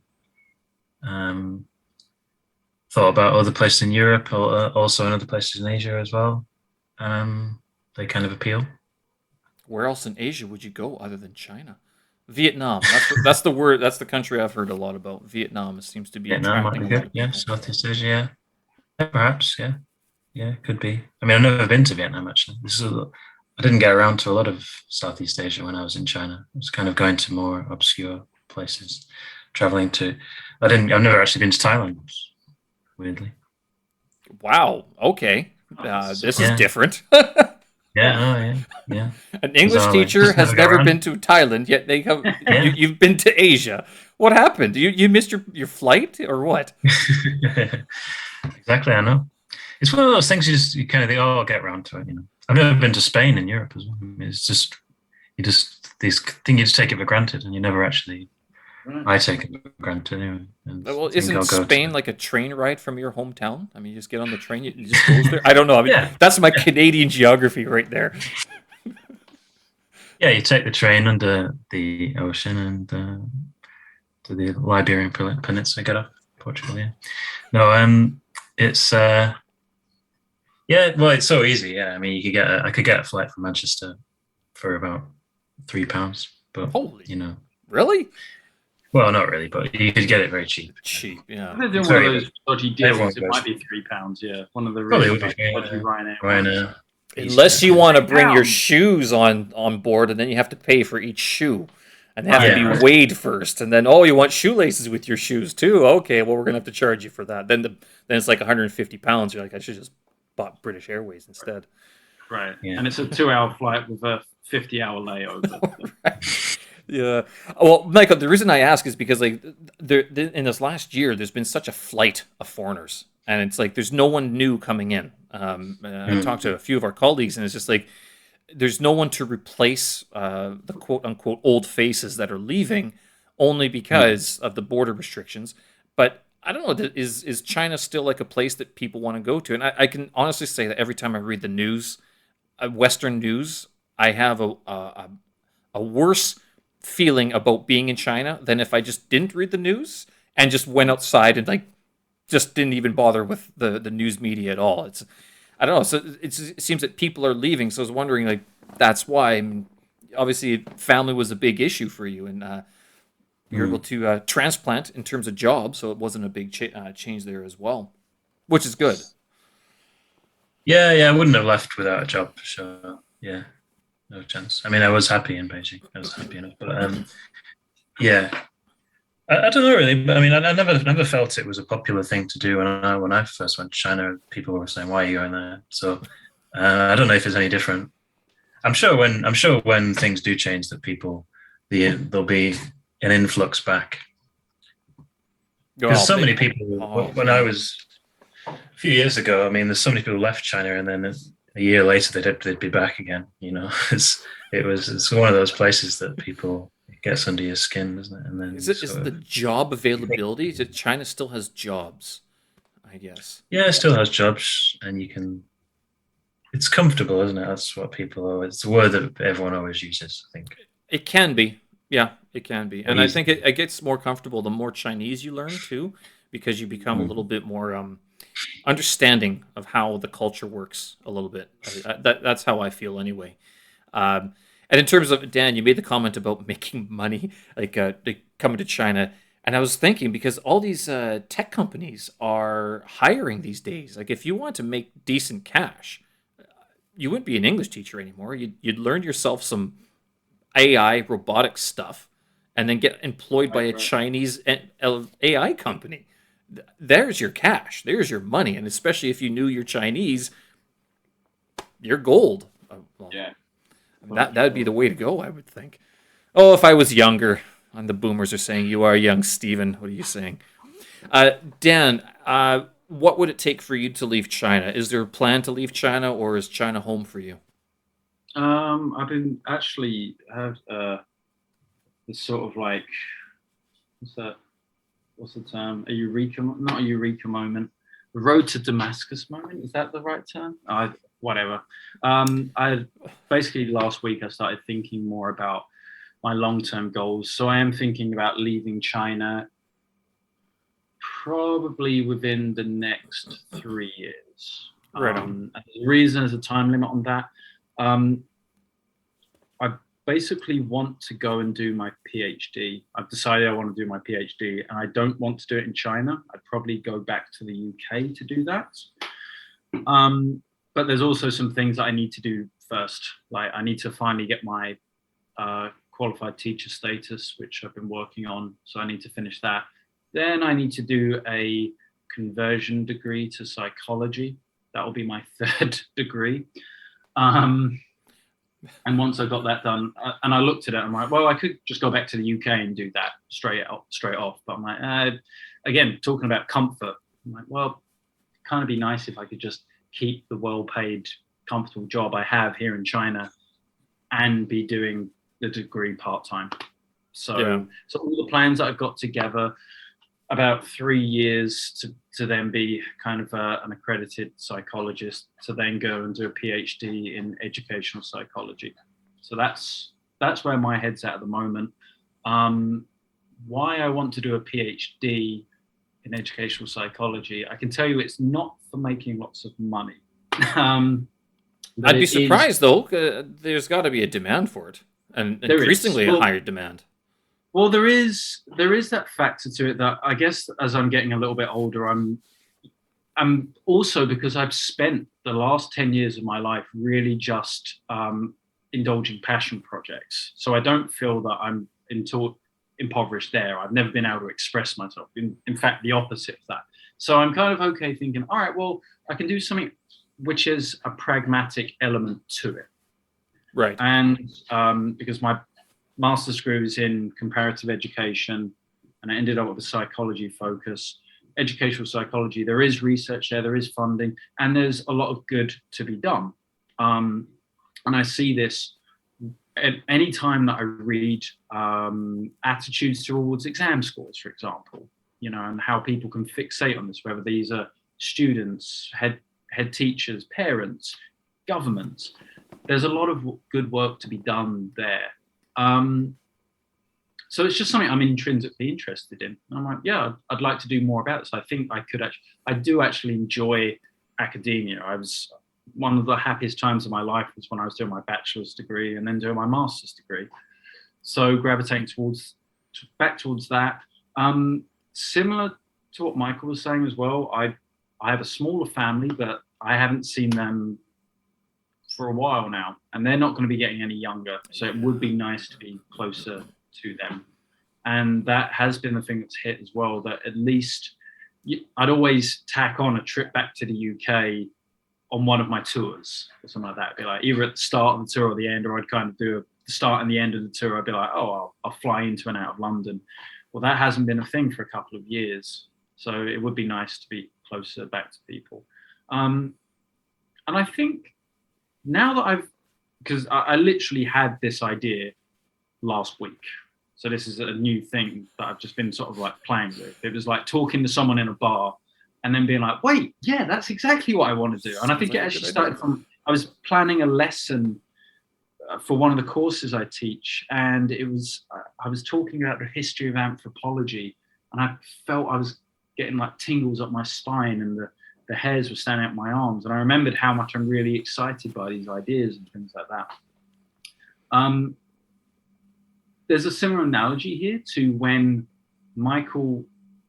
I remember exactly when Michael phoned me to tell me that he was moving back to the UK because he'd accepted this job, and how for New Age of Decay that was actually a positive, even though we couldn't be together to perform anymore. It gave us a hard deadline to be like, right, we need to get this album done, because we'd already started making it, but I was probably dragging my heels a little bit because I had like 8 different projects going on. I'm like, nope, this needs to be the focus. We need to get this out. We need to make sure that it's like good quality. We need to have a release show. We need to like make a thing out of this.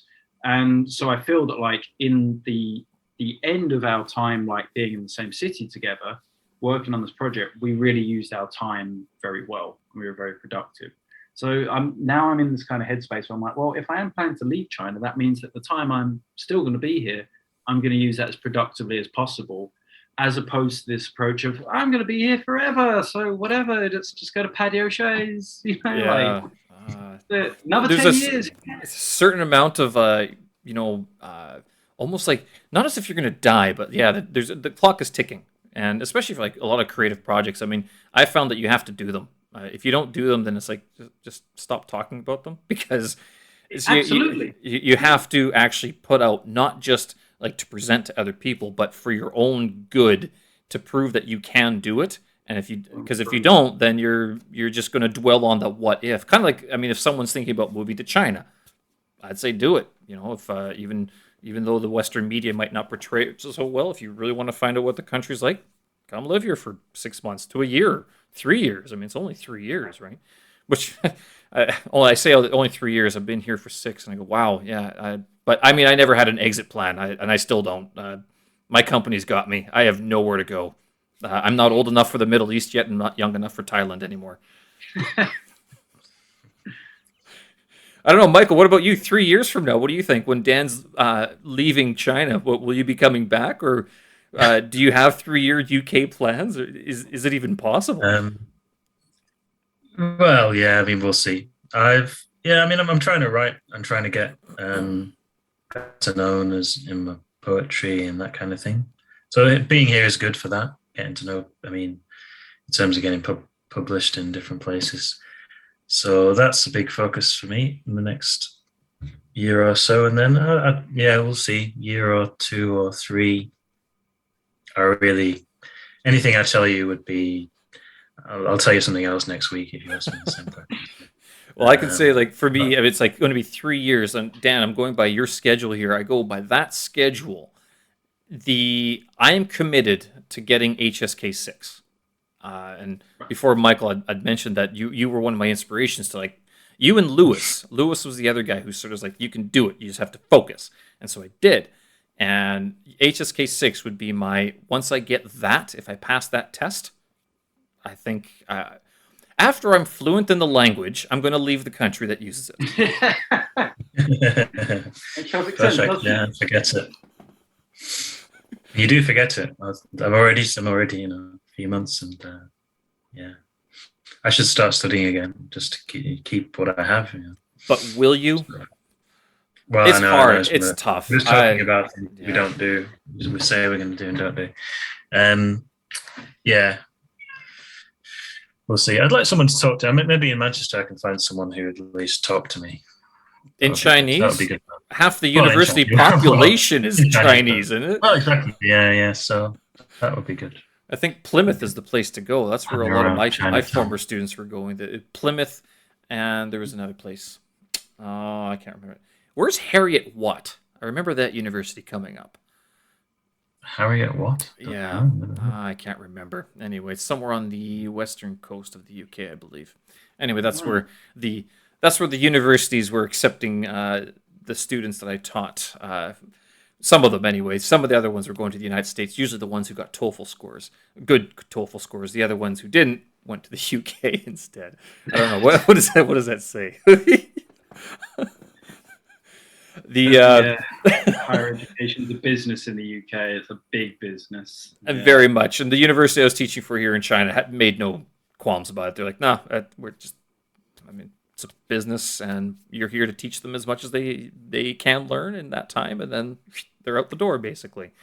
So, Yeah, 3 years. Oh, hopefully. I was thinking about this with Michael. A lot of our colleagues, or some of them, have been here since just after the Olympics, like 2008, and so now we're coming up to Beijing Olympics Part 2, and I go, wow, this one actually almost kind of worries me because I wonder what could change, how much could change, and whether or not anything will actually change. To tell you the truth, I mean.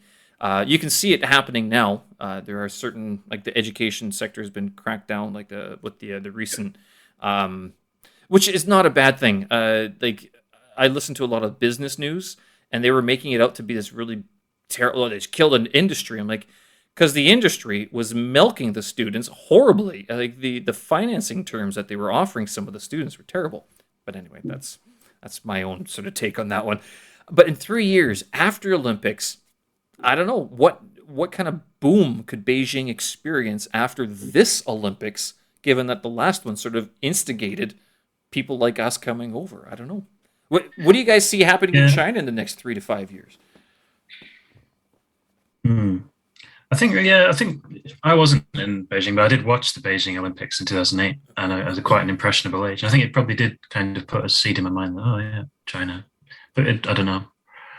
Maybe it had some influence on me as from the outside looking in. But I don't know. Is the Winter Olympics really that big of a deal? I mean, maybe I'm just talking about from a British standpoint. Canada. No. Hi, Canada. We actually do well in this one, okay? Yeah. I suppose people do watch it in Norway and Canada, yeah. But I suppose people do. Yes, they do. Will be in Beijing. Countries where luge is a big thing. Yeah. And hockey. Hockey's a big one too. And hockey, of course, that's huge. And snowboarding and skiing. And what's that one I really like where it's skiing and shooting? I'm like, how did that come about? They're just yeah. That's a pretty fun one to watch. Which one is that called? I can't remember. I think there's a specific name for it. There is. It's not just going shooting at the ski slopes. Skiing and shooting and skiing. No, not at all. Yeah, there's an official name for it somewhere. I think they should make a version of that with snowboarding. That could be a lot of fun. I'd be into that. Do they have spectators sort of standing in the firing line? And I mean, you imagine you could go anywhere, couldn't it, if you were skiing? Yeah, I think it's kind of like golf. You're sort of cordoned off to a certain area, and you're not allowed to just wander around freely. You'd hope so, yeah. Yeah. Which there's limits to where you can shoot your rifle, yes. Otherwise, there's got to be some disclaimers if you wave you sign if you want to be a spectator at one of those events. Yeah. You might get shot by a skier. That'd be a pretty embarrassing way to die. How'd he die? Someone shot him while skiing, right? During the Olympics, of all times. Yeah, right. Was he on TV? Nah. Got cut. Well, I mean, it's who knows to say who's 3 to 5 years from now. I think I'll still be in China. I'm not sure if they'll have me. Every year I sort of wonder if I'm going to get my contract renewed, but that's just because that's my own fear that something could always go wrong. Operational needs. That's the one that the business one that I like. But I've always figured if I don't get my contract renewed, I think I'd double down on becoming a student, like a Chinese student. I was like an actual Chinese language student. It would be like, that's it. I'm not going native, but I'm going full on Chinese university student, 8 hours a day. I won't get headaches from studying Chinese anymore. That would be the goal.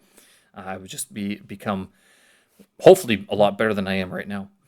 All right. Well, we've talked about quite a bit today. With this album, is there anything else that people really need to know about this album and your creative works in terms of how you guys are working together right now, being oceans apart, a long way away from each other? A long ways away. Well, as Dan mentioned, there's a music video set to come out. There's already a music video on YouTube for quarantine. The music can be downloaded. You can buy the book. You can buy the book soon in China or in the UK. You can. Yeah, it's on Bandcamp. Yeah. And soon enough, around the same time that music video's out, we'll also have It'll be on all the major streaming platforms. So we get to be on Spotify, so we help make Taylor Swift even richer. Does she own part of it? Oh yeah, okay, I see. The way their algorithms work, so we get like fractions of a penny for every play, and she continues to get millions. But that's okay. She can buy another yacht. Let Taylor have her fun. It's fine. That's it. Out of all the songs that are on the album, which one is your favorite? I'm going to actually pick up a copy of the album now to check. There you go. I got mine here. Well, I got one around somewhere, maybe, but not in reaching. I think for me, I think the year that when it all collapsed is probably my favorite. I think it's good. I think we had a lot of fun kind of making it as well, and it was the most kind of back and forth kind of collaborative work, I think. I think it's very strong musically, and yeah, that would be my pick. What about you, Dan? It's a hard one. Well, that's one that I usually go to as well. That was just one of those amazing serendipitous moments where sometimes I really struggle with coming up with a song, or there's the idea in my head, and it can be sometimes hard to translate out. Maybe that's just poor musicianship, but that was one where it just came out. I already had a clear idea of what the melody was, how it fit together. And that being said, native speaker beforehand, I always enjoy that one. It's the most interactive song that you guys have, I would say. Definitely. And that was the most quote-unquote punk song that I've made in quite a while. And that was a lot of fun for me to create. Because all of the drum sounds in the background actually just sounds in my bathroom. So it's like the sink, or like the snare sound is actually a spray can that I just sprayed in front of a microphone. So that was a really sort of fun, creative process. And while I'm looking there, we once spoke of Rivers. That one came out beautifully as well.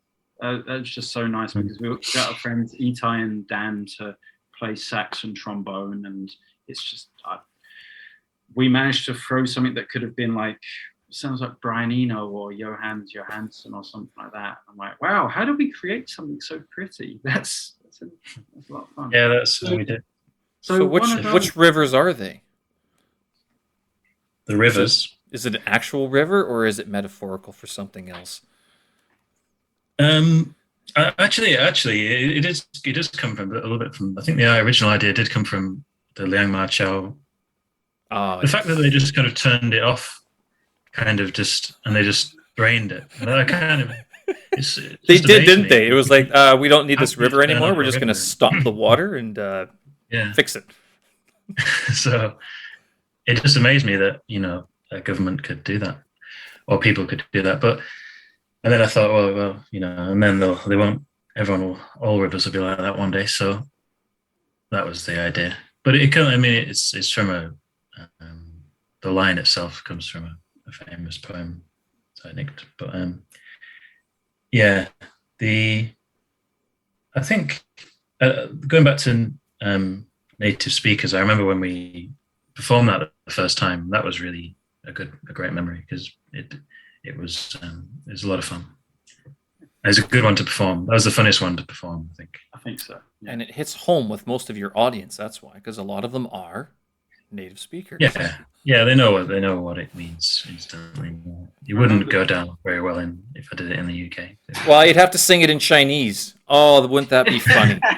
Translate it and sing it to the Chinese audience. They'd be like, "Yep, I've been hired by this company because I fit the a certain profile that they need now, don't they?" Which is what was happening here for however many years. Yeah. I do have to ask you about the artwork because this can't go unnoticed. Because you guys get the titles, but the art was done by someone else. Can you comment? Who was it, and what's their connection to the project? Yeah, there's an artist called Joy Jang, South Korean artist. She was living in Beijing. She's recently gone back to South Korea. Just one of those very, very lucky things where she happened to be at one of our shows at Temple, which is no longer. and yeah, and she was sitting standing at the bar, and when the two of us went to the bar and then got to talking, and she really liked it, and she offered drunkenly to just I'll just illustrate anything for you. Drunken offers at Temple. Always the best type of offers. Yeah. So I actually, probably to her surprise, I actually remembered it and got in touch with her. So you're saying that she drunkenly offered you, like, because all the stuff here could literally be held on its own exhibition. I mean, again, going into your whole project could be dissected. You could go on 3 different tours and meet somewhere in, like, I don't know, Budapest or Krakow, and I mean, this would be the grand reunification. But I mean, this she's very would you say avant-garde? She's new age. Yeah, well, I think those works definitely fit with each other. But I agree. I mean, the book, you should buy the book just for the art. Really, forget about everything else. So it's great stuff, and just one of those things. Yeah, match made in heaven. A bit like, I mean, me and Dan were also just came together and it worked, and then she was part of it as well. It's just very lucky. And I remember as well, initially she had the idea that she was going to create an illustration or a piece of artwork for every poem or every song. And then when we were getting closer towards the deadline for production, she was like, I don't think I'm going to be able to do all of this. Is it okay if we use some of the artwork that I already have? And we were both like, yeah, of course, no worries. So that for me was an amazing thing as well, where some of these were already existing pieces of artwork and they just fit so well. And it was just by that pure chance. Like, I'm pretty sure the one where I always think it's smokestacks. I don't know if it actually is. Is it used for? Yeah, the one for the locals. I'm pretty sure that was already in existence. Yeah, that was already in existence. Yeah. To me, that just perfect. It creates this whole nother world that perfectly the locals can inhabit. And it's just incredible to me. Yeah, and then her partner helped do all the layout, and it just looks Martin, and it just looks and feels great. Then, so if people buy the booklet, will you ship it to them anywhere in the world, or how, like, do they only get a digital download? Since, I mean, if they want it sent to them anywhere in the world, then it can be arranged. Depends where we're shipping from. Shipping out of China can be difficult, but yes. Yeah, well, we have some copies in the UK, some copies in China, so we can work things out. You can buy in the UK or in China a lot more easily. You get the book, you get the download code at the back. So you get and you get the, I downloaded the WAV files, and I'm like, I'm not downloading MP3. That's an inferior quality. I'm going to download the uncompressed. Oh, man. There we go. That's it. Well, I paid for uncompressed. I'm getting uncompressed, right? If I want to lose we paid someone good money to master them so they'd sound good. So thank you for getting the good quality. It's like mastering isn't cheap. This was it mastered in Beijing as well? No, where is it? It was mastered in the UK. Essex.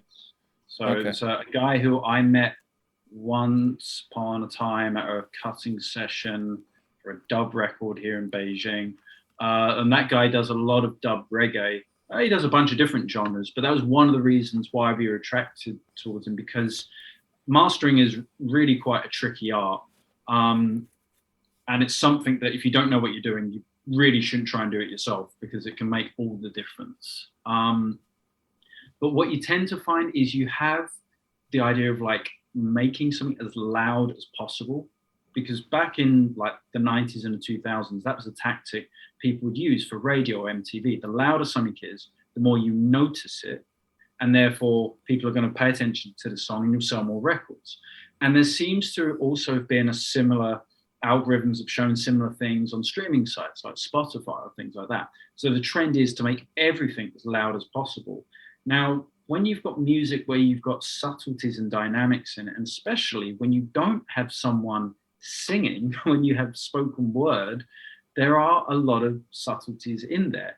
So what I was absolutely adamant about is I was like, what we are not going to do is send it to someone who's going to master it like they would an EDM track. Right. And they put it through like a brick wall limiter. And when you look at the WAV file, it's just like a block.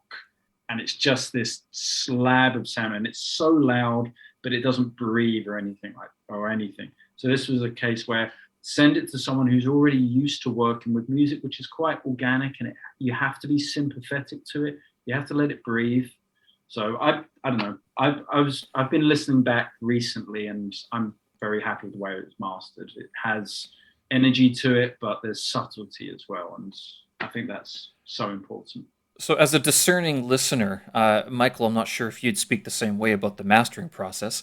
And Dan, it's funny that you're saying don't do it yourself, because I've been trying to learn this entire back-end post-production. It's difficult. It's not easy. I do it myself as well, but I don't know. There's no one. Other people have told me don't mix and master yourself. It's crazy because you can't be objective because your head's too much in your own art.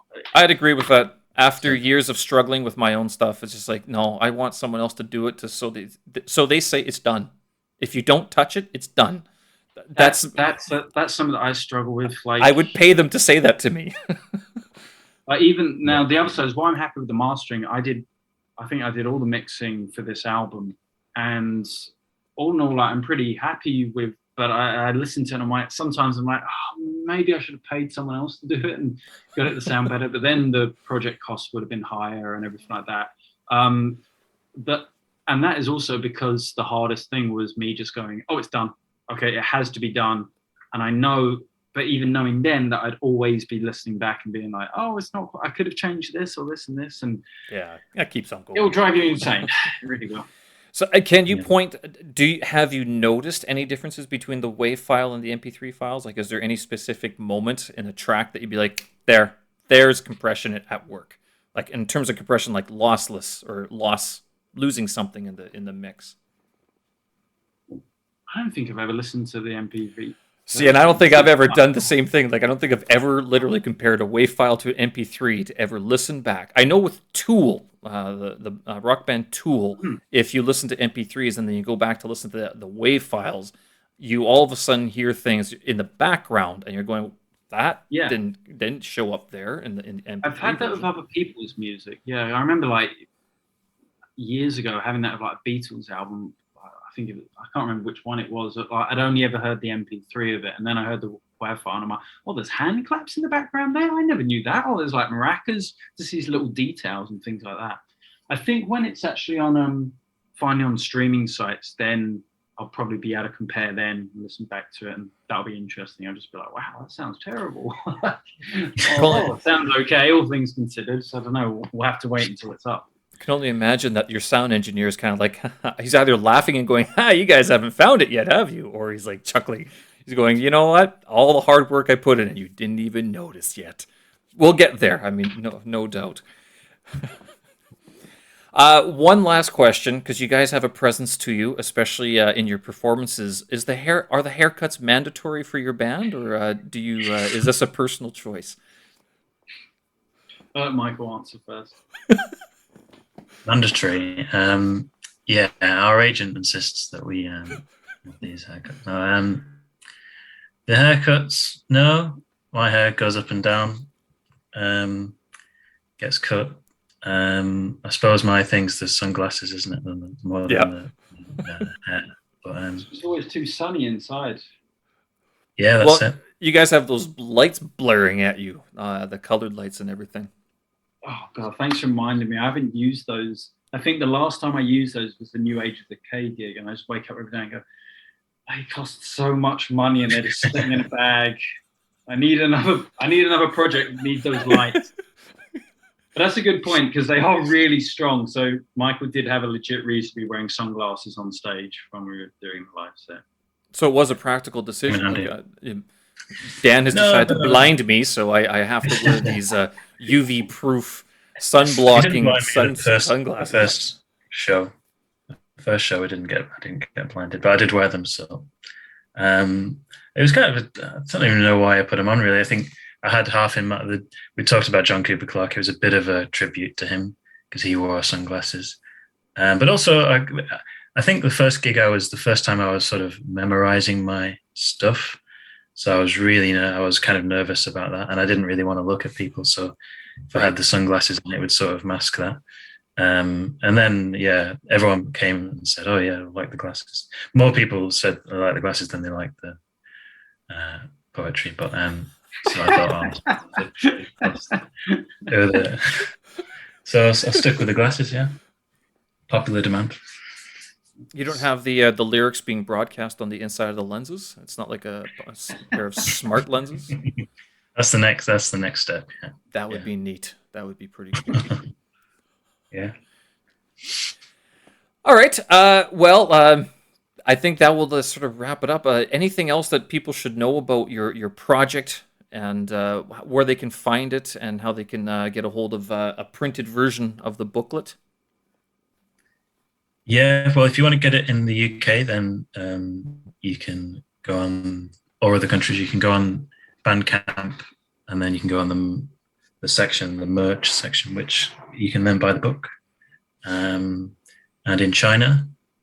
In China too. It will also be available in select record shops in China too. So if you happen to be one of the few people who still buys physical musical artifacts in China, you'll be able to get the book at some shops as well. But yeah, Bandcamp's probably the easiest way to get it. Right on. And the Bandcamp that leads to your other projects as well, right, Dan? I think there's a link there that goes to all your other projects. That's it. All right. Well, it's been awesome. It's been very informative listening to you guys talk about your lives in China and making life here, and then also transplanting back to the UK after so many years here.